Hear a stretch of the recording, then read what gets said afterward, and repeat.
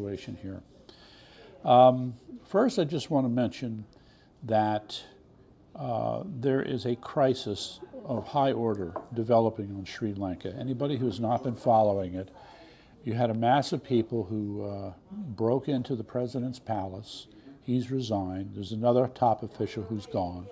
Meantime, they're having to ration food and gas. Not that people are starving, but this is an island nation that has gone into such deep trouble in such rapid order. Everybody's scratching their heads. Imagine an island nation with 22 million people, $50 billion in debt. Now, how did they get into this situation? Well, I'm sure in the background we'll discover the IMF had something to do with it, but at least as important is that there's something called ESG, okay, which stands for Environment and Social Governance. Wall Street has been in love with this idea, but it's beginning to fall apart, and one of the first victims of ESG policies is Sri Lanka. This is all relevant because there's a similar development taking place in Connecticut. Thanks to our contributor, Connecticut Crusader, there's a wonderful featured post that's up right now. You got to go see it. It's about Connecticut's Green Bank, in which over $2 billion has been committed for so-called green energy projects in the state. But as Connecticut Crusader puts it, all of this only heads in one direction for Connecticut, and that is energy rationing. So that's something to be fought, and it's something we have to deal with. Meantime, I just want to say, make sure you go to our website, like it, subscribe, and then in addition, another plug again for Connecticut Sentinel, a wonderful paper, getting better and better every day. I'm looking forward to the day that this is a regular reading material for every member of the legislature. They're going to love it. Meantime, okay, now I'll move on to the main news here. Okay, top of the order, U.S. car loan market to hit $1.8 trillion in 2022. Guess what? That's a record, ladies and gentlemen, a record. Now, as of now, mid-2022, that figure is $1.2 trillion. Estimates of those who watch this area are that it will, by the end of the year, go as high as $1.8 trillion. How, in God's name, did we get into this mess? Well, guess what? There's this little thing where when COVID hit, Congress became overly generous, and you had these other initiatives adding up to, depending upon who you're talking to, anywhere between $5 and $6 trillion that was pumped into the American economy. Now, I find it remarkable that if it was $5 to $6 trillion that was pumped into the economy, as much as $1.8 trillion of that will have ended up in car loan debt. That's like 20% of the money for car loan debt. What the hell is happening? Well, just one quick interpretation is that this is an overcorrection, because what you had for the last effectively 2 years, the federal government saying where people are in debt, the companies, the banks are responsible, hold off, don't call those loans in, let them go on, we'll get over this, eventually they'll be able to pay for it. Well, guess what? They weren't. And so during 2019 and 2020, you had an unusually low number of bad loans in the cars. Now it's, in a sense, it's like overcorrecting for it. But the point that should concern people is that there's both subprime loans and prime loans. And it's not only the subprime's in trouble, but the prime loans are in trouble. So this worries people in the car market. Now, this is because this happened also in 2008. This was considered sort of a proxy for the recession that we experienced back then. It may be true for now.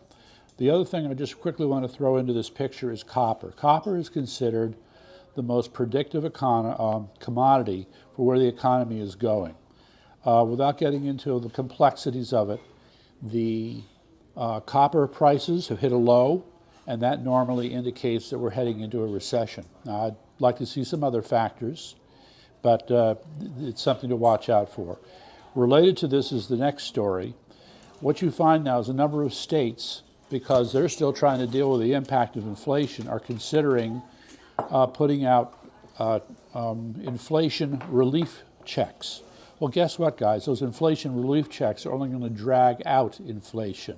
So it's what I call inflationary compassion. Meantime, I'm not going to get into the details here, but we put up a post for a PREPA report by a Dr. Mercola. Now, Dr. Mercola has more of a reputation in natural health areas, but he put up a very good article where he makes a very comprehensive analysis of what's involved in prepping properly if we're going to hit really hard times. And yes, this one's priceless. Oh my goodness. My title is Lamont the Phony Lies for His Wife. Okay, so Lamont the Phony. So what's this all about? I'm going to use the quote first. When asked about his wife and how she's doing with her venture capital work, he said, well, Annie's out in Tennessee setting up new companies there because Connecticut is pretty complicated. Well, anybody who deals with business in Connecticut has to get a chuckle out of that one. Even the governor of Connecticut has to admit that Connecticut is such a business unfriendly state that his own wife, in order to start new businesses, has to go to another state. How are you going to bring new companies into the state if your wife has to go to another state to start them up in the first place? How stupid is that? Okay, so guess what? Our Yale bimbo Lamont can't even figure out all this complexity and unwind it more than he can handle. What a crying shame. Anyway, moving on. Now this one could be disturbing depending upon how you look at it. Every election cycle in Connecticut, there will be a certain number of let's just talk about the state legislative districts, 151. A certain percentage of them will run unopposed. Typically, you have more Democrats who run unopposed than Republicans. There have been some times when that's actually been reversed. But this time, as the title goes, 25% of Connecticut races unopposed. And it's roughly 20%, 20 Democrat, 10 Republican who are running unopposed. The curious thing to my way of thinking about this is, from town to town, where you have your town committees, you would think that they would be able to get their act together and be able to field candidates. But apparently that's not the case. Took an 90-year-old man. Oh, we're getting a little plug thrown in there. Yeah. To fight Dan Fox. Yeah. I mean, that shows the resourcefulness of RTC in Stanford. We can save that criticism for later. Yes. Okay, next article is titled The Cult of the Swiss Cheese Liberals. Now remember, Swiss cheese, right? When you cut it, you get those nice big holes in the cheese right there. This describes the brain of these liberals. Oh yeah, those big holes, they're made with, oh no, carbon dioxide. Horrible. All right. It's an article by a Paul Chouanieri from the Day of New London. And wow, the article's a long sucker. And he just can't help himself.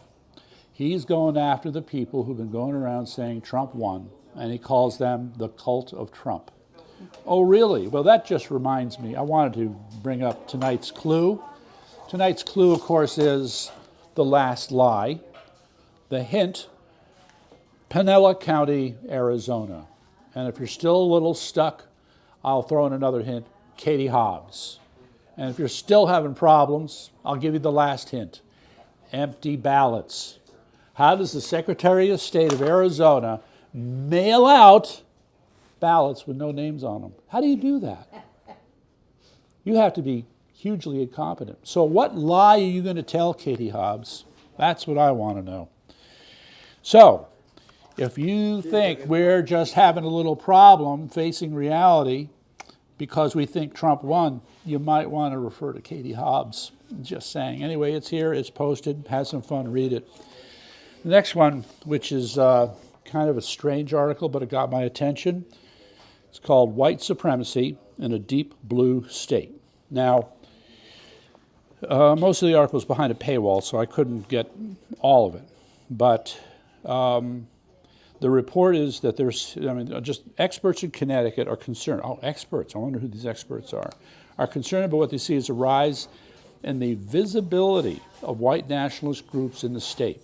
So, guys, if these nationalist groups are putting graffiti on high school walls, do you think you've really identified a movement, or are these just pranks by kids? Can you tell the difference, you experts? No. No, you can't. Just to throw that in there. Now this one is of concern. The title is How Foreign Private Equity Hooked New England's Fishing Industry. So I don't know to what extent we would talk about China being involved, but you know, the fishing industry off of, well, primarily Massachusetts and Maine has a history of it's an incredible story to dig into it. In any event, so this goes into the different ways in which foreign investors are trying to take control of our fishing industry in New England. It's of concern, so definitely got to read it. Another thing of concern, millions of state ash trees are tumbling down. So I think it's from China. It's the emerald borer moth, I think is the name. Green emerald ash borer beetle. And yeah, it's doing a lot of damage. So I would suggest you people definitely go check that one out. And our commie of the week, I forgot to bring him up. DANNEL MALLOY. That's right, our ex-governor of Connecticut, DANNEL MALLOY. Who'd think that he has a run, he's running with the communists, but apparently he is. Now, maybe we shouldn't be so concerned since he's now up in Maine. He's going to be the chancellor for the University of Maine or some damn thing. But it's here, if you go to the link that we put up on KeyWiki, and the important part is that he did have very distinct communist support while he was in office. The Hartford Service Workers Club, which is part of the Communist Party, and the Hartford Labor Committee of the People's World was in on this. The Southern Conference Education Fund, SNCC, oh my goodness, talk about a blast from the past. So you can definitely check this out. And it just further underscores the degree to which communism has an unwanted and undesirable influence in this state. And I'd just say as a passing reference here, let's see, there was one other thing. Oh yes, the passing reference is that we have to look more closely at these guys. And now the announcement, and I'll close with this. There's a new website that's been put up. It is called cleanupconnecticutelections.com. Now this will start as a petition site, and we're going to use a lot of social media to promote this. But we'll be telling you about this later on. We want everybody to go there when we have the petition up and sign it. Tell your friends. We're looking for volunteers.